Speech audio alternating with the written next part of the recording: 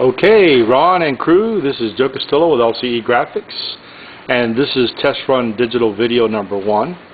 We're going to be running the receding stacker at the end of the Bookletmaker. Now this is a little bit different than what you might be used to, because with a Duplo you have the option of just rolling the trimmer away and mounting the Bookletmaker, and then you just have a program set in here, which is programmed now for the paper to just shoot through the Bookletmaker into the stacker, and that eliminates having to hustle everything around and move it.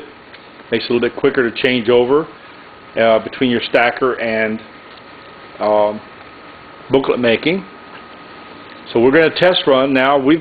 Basically this is what we use when we first set it up. When we first set a system up, we test the collator with the stacker, because if you test with the Bookletmaker, of course you scrap thousands of sheets of paper. At least this way we can run the paper back through again and again and again. And not only that, but it allows us to run the collator long periods of time. So basically our test is we test the bottom 5, the top 5, then all 10. Then we test 10 and 5 on the second tower, then 10 and 10. And we also do what's called a timing test, which we do 5 and 5. And we do all that with the stacker. And the main thing is that we have to make sure that every bin will feed a minimum of 100 sheets without misfiring, misfeeding, jamming, doubling, or doing any of that. And that's basically how we service and inspect the machines, by kind of going through and finding little things. It's usually little things. It's hardly ever something big, but most of the time it's little things. Especially with the Duplos, we don't have as many electronics problems with them as we do with some of the other machines. But anyway, this is our first confirmation video. Now we're running the 5 bottom bins in the block mode, and that's your set exiting the collator, and that's the set entering into the Bookletmaker. And right now it's just passing through. That's the set entering into the stacker. Now your stacker has 2 different features.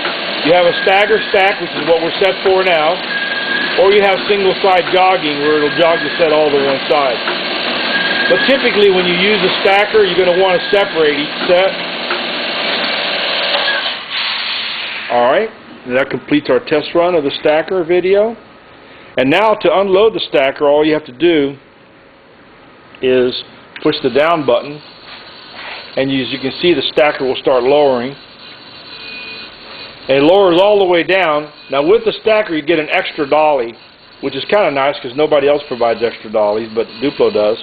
But anyhow, when it goes all the way to the bottom, it'll stop, and then you pull the dolly out, put your new dolly in, and start running again. Or in this case, we don't really have a full dolly of paper. We could just lift the lid. It stops the motor. Remove the paper, whoops, and then when you close the lid, it automatically starts coming back up. And then as soon as it's up all the way, in position, it'll beep your machine and let you know that it's time to start running again. Okay, this completes our digital video of the stacker running 11 by 17 in program block mode. Thank you.